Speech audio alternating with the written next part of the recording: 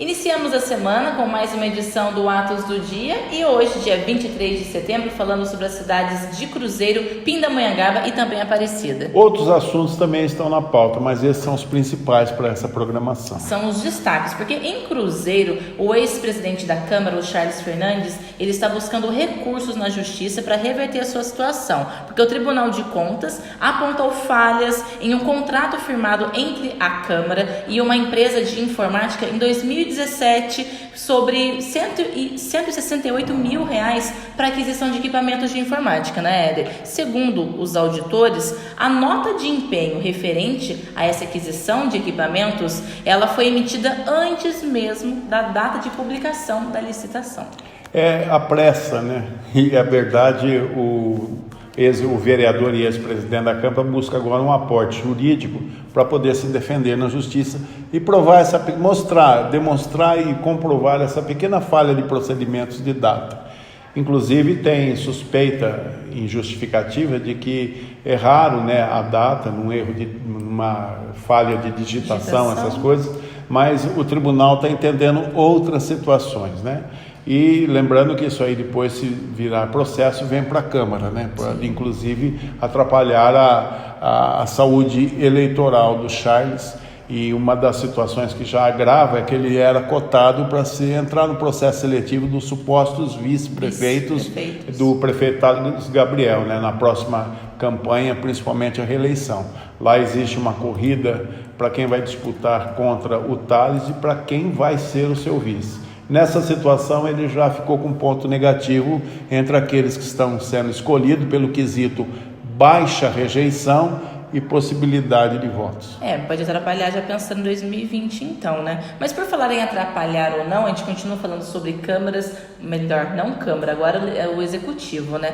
Passando para Aparecida, porque o ex-prefeito Márcio Siqueira, afastado em 2015 por improbidade administrativa, agora ele amarga um pedido da Justiça de ressarcimento de pouco mais de 6 milhões de reais. Em relação a níveis, Éder, o Ministério Público definiu a gestão de Siqueira como péssima, lembrando que todas as suas contas foram rejeitadas, né, pelo Tribunal de Contas. Entre as irregularidades está também de que a Prefeitura deixou de arrecadar cerca de 5 milhões de dívida ativa na época que o ex-prefeito, então, atuava no município. É importante lembrar que mesmo sem essa colocação de ter essa qualificação como uma péssima gestão, o ex-prefeito Márcio Siqueira não deve mais ser candidato, pelo menos nessa vida, segundo a população de Aparecida, né?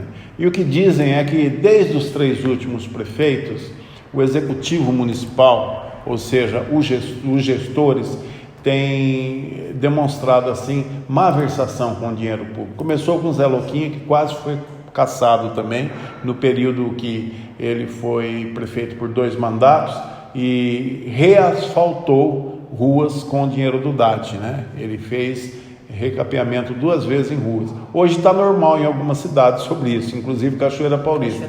Mas em se tratando de Aparecida, quase que o Zé Loquinho perdeu o mandato. Depois veio o Márcio Siqueira, que foi qualificado como uma péssima gestão e afastado por várias vezes, terminou seu 2º mandato afastado do cargo.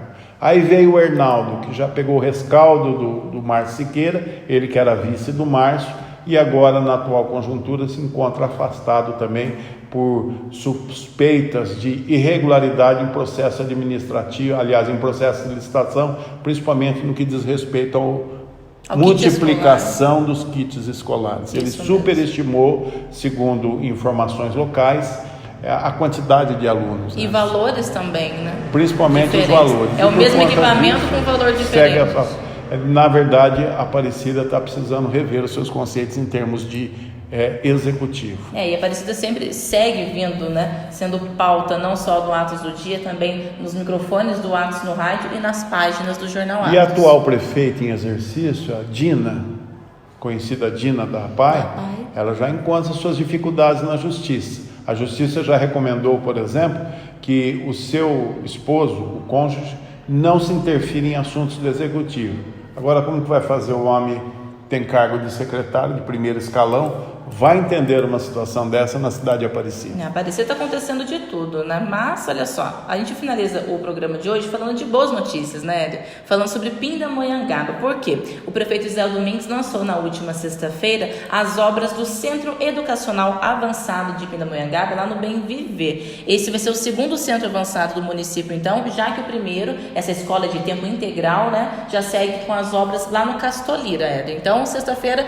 uma nova obra agora no Bem Viver. Lembrando que essa escola de tempo integral é um trabalho social muito relevante, né? Principalmente na população do Bem Viver, que é um bairro carente, que as crianças vão ter assim uma oportunidade de ouro, de ter uma escolaridade perfeita, um entretenimento.